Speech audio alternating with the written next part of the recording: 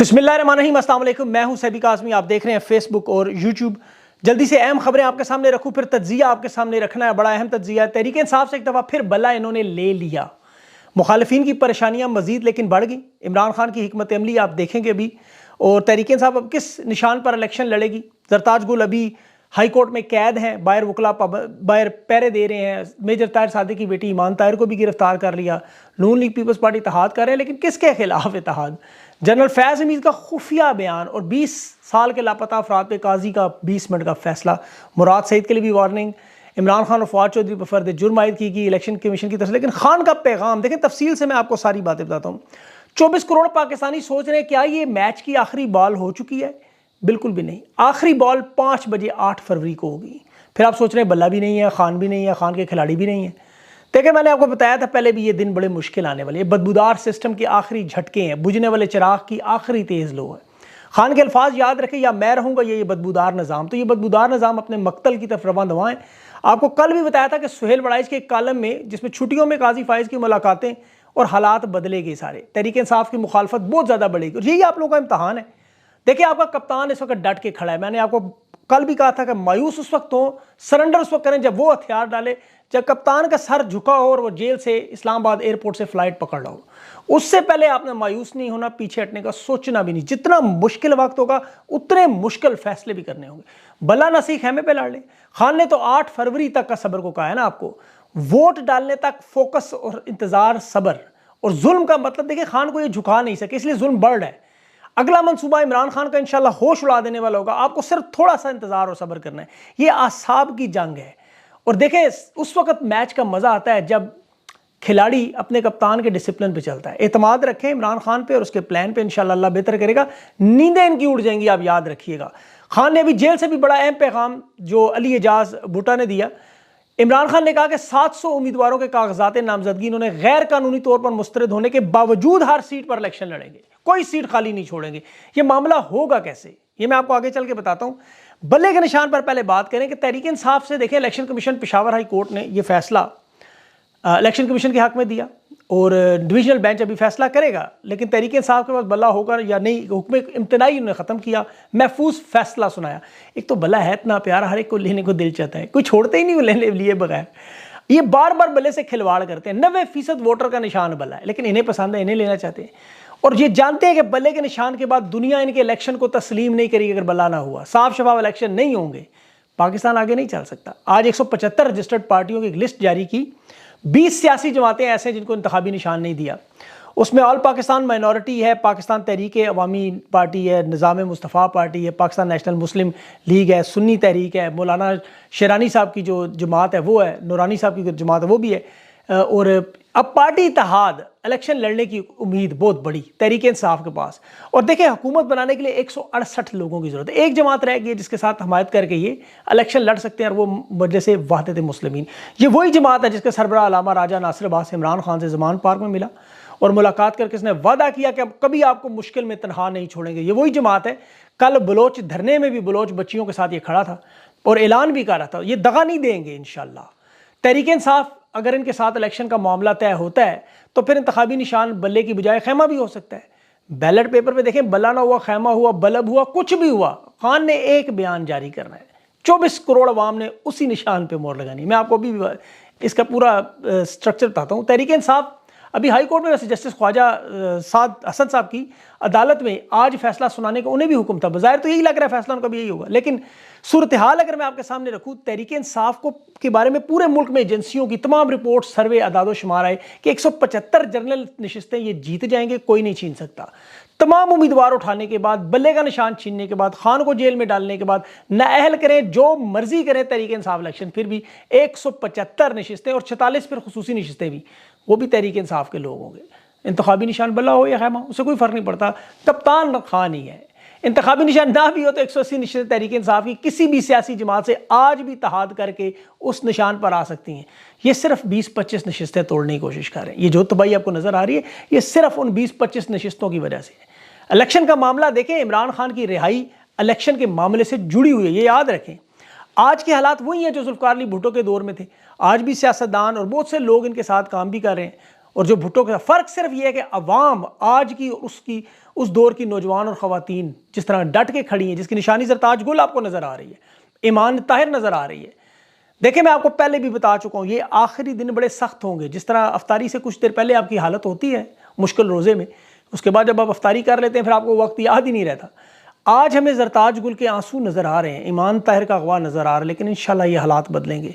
वो आज भी हाई कोर्ट की बार रूम में मौजूद है और काजी बेबस है, लाचार है, बुज़दिल है, कमज़ोर है, बदनीयत है, सफाक है, जालिम है, बेहिस है और पागल है, नफ्सियाती मरीज़ है। वरना ऐसा हो सकता, कहता है गर्मी लगती है किचन में ना जाओ। काजी साहब इंसाफ नहीं दे सकते तो जज की कुर्सी से उतर जाओ। आज पाकिस्तान की बेटी अदलो इंसाफ की इमारत के अंदर बार रूम में मौजूद है, जहां पुलिस ने बार रूम को ताला लगाया। पेशावर हाई कोर्ट में वकला हिफाजत कर रहे हैं, लेकिन ज़रताज गुल इंसाफ की अपीलें कर रही है, खुद को अदालत के सामने सरेंडर करना चाहती है। जज की ड्यूटी 24 घंटे की है।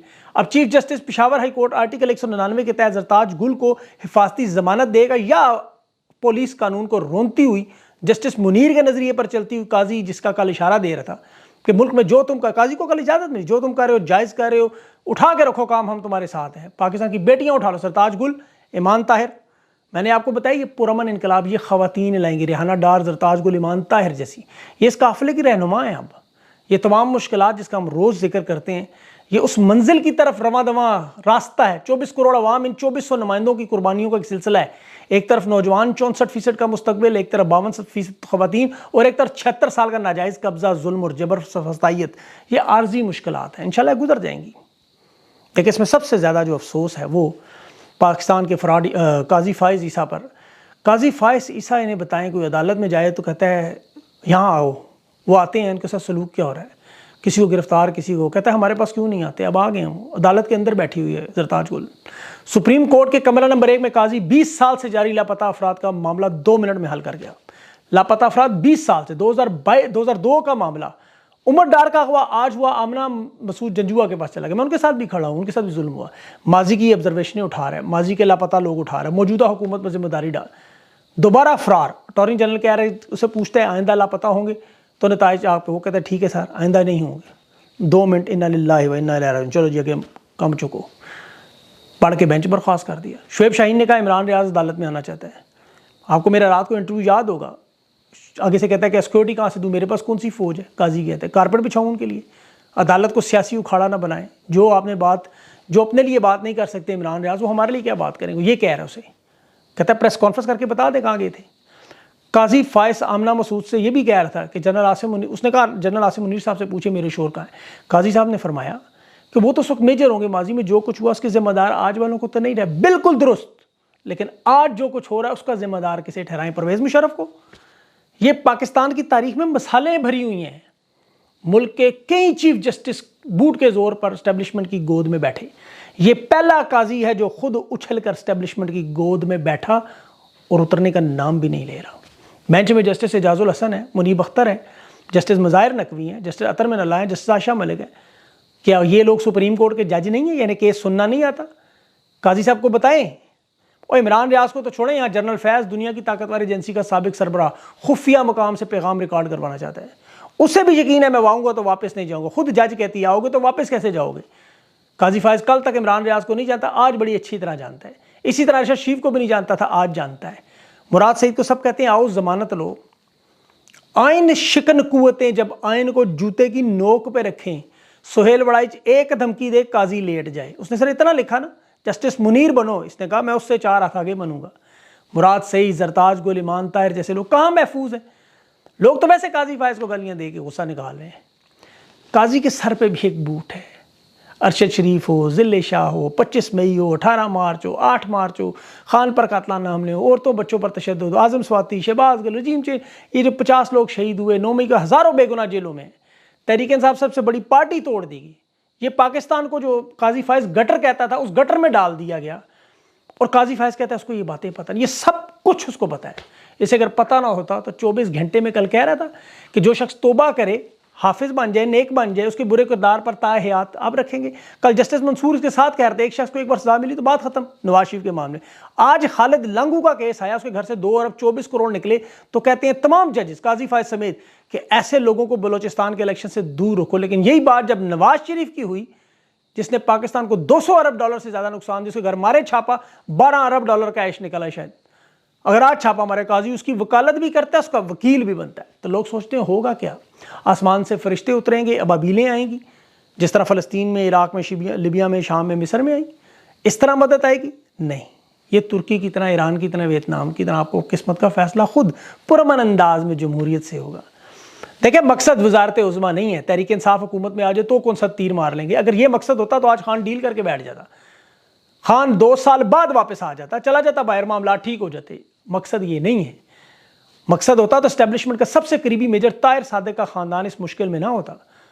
मकसद है आइंदा नस्लों को समझ आए नाम कहाँ लिखवाना है, माजी, हाल, मुस्तकबिल, ईमान के जज्बों से भरपूर बहादुरों को याद रखना। हुकूमत तो देखें बड़े बड़े लोग कर गए, मुशर्रफ भी कर गया, यहया खान भी कर गया, ज़िया-उल-हक भी कर गया, यूब खान भी कर गया, बड़े बड़े लोग कर गए। ख्वाजा आसिफ राना सनाउल्लाह चीख चीख के कहते रहे काजी फाइज को आने दो, लोग सोचते थे आएगा क्या करेगा, देख लें क्या कर रहा है। हुकूमत तो अनवारुल हक काकड़ भी कर रहा है। मुगलिया सल्तनत जब कमज़ोर हुई, देखें सूबे आज़ाद हुए, बंगाल था नवाब सिराजुल दौला का, ईस्ट इंडिया कंपनी उस वक्त अपना असर और रसूख तजारती मराकज़ बना लिए। सिराजुल दौला के जो मुखालिफिन थे उनकी हिमायत करते थे ईस्ट इंडिया। रॉबर्ट क्लाइव के कलकत्ते पर कब्जा भी सिराजुल दौला ने छीन लिया, मुआहदा भी कर लिया। ईस्ट इंडिया कंपनी ने उसे निजात का फार्मूला बनाया, मीर जाफ़र को फौज का सरबराह बनाया, बंगाल की हुक्मरानी का वादा दे के खुफिया मुआहदा, जगह प्लासी हुई। अंग्रेज़ों के खिलाफ के पास 3000 फौज थी, सिराजुल दौला की 50,000।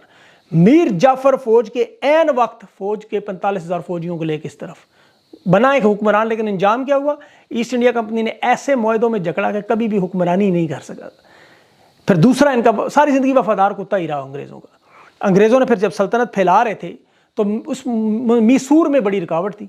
जनरल हैरिस था उस तरफ मैसूर में, जिसमें बेंगलोर में, उसमें फिर मीर सादिक आया। वहाँ तनख्वाह देने के बहाने वो जो किले पर सारे सिपाही थे उन्हें ले गया टीपू सुल्तान के मुखालिफ। टीपू सुल्तान जब घोड़े की से जा रहा था किले की तरह तो मीर सादिक ने रोका, दरवाज़ा बंद कर दिया। खैर मीर सादिक को तो उसके इंजाम पर उन्होंने पहुंचा दिया उधर ही। टीपू सुल्तान शहादत के दर्जे पर पहुंचा। आज 323 साल के बाद आज मैं आपके सामने बयान कर रहा हूँ, अगले 323 साल के बाद भी कोई टीपू सुल्तान की अजमत की गवाही दे रहा होगा। और मीर सादिक और उसके वो साथी गुलाम अली, मीर कमरुद्दीन, ये सारे नमक हराम डेवड़ी जहाँ बनी, जहाँ पत्थर और थूक से मुस्तफ़ीद होते हैं। टीपू सुल्तान के मज़ार को आज भी दरगाह लोग समझते हैं, एक अज़्म का शाहकार समझते हैं। बंगाल के मीर जाफ़र, मीर सादिक अपनी कौम, मज़हब, मुल्क के लिए रुसवाई। टीपू सुल्तान और सिराजुल दौला दुनिया की तहरीक में सरबुलंद है। पाकिस्तान की भी जब तारीख लिखी जाएगी मीर जाफ़र, मीर सादिक के नाम आपको ना आएंगे ना, लेकिन टीपू सुल्तान और सिराजुल दौला का नाम आएगा तो सिर्फ एक ही किरदार ज़हन में आएगा। आज भी अंग्रेज़ की वही साजिश, आज भी अंग्रेज़ के वही मीर जाफ़र, मीर सादिक, उन्हीं की बाक़ियात। हालात बिल्कुल उसी तरह के। दिल्ली की फतह हुई, अंग्रेज़ फौजियों ने उस वक्त क्या किया, शहरी आबादी से इंतकाम लिया, फांसियाँ लगीं, बग़ैर मज़हब मसलक के सबको एक दिन में 24 मुग़ल शहज़ादे लटका दिए और तमाम मशहूर मुसलमानों की जायदादें छीन ली, जिस तरह आज तहरीक इंसाफ के साथ हो रहा है। बिल्कुल यही वारदात। उस वक्त जुल्म और सितम की इंतहा हुई, रोज़ी कमाने के लिए मुसलमानों को घटिया पेशे इख्तियार करने पड़े। सरकारी मुलाजमत के इश्तहारों में लिखा जाता था कि यहाँ तहरीक इंसाफ का बंदा ना आए। बस 4000 अंग्रेज़ उधर मरे और 12 लाख हिंदुस्तानी इधर। फिर 1858 में ये ख़ात्मा हुआ, ताज बरतानिया वापस आया।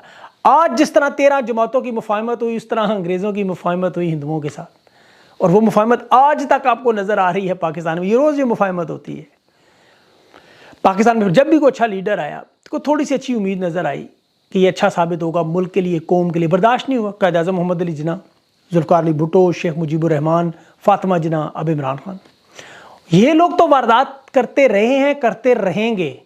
इनका 76 साल का नाजायज़ कब्जा है, अंग्रेज़ का 200 साल का कब्जे के बाद जान छूटी।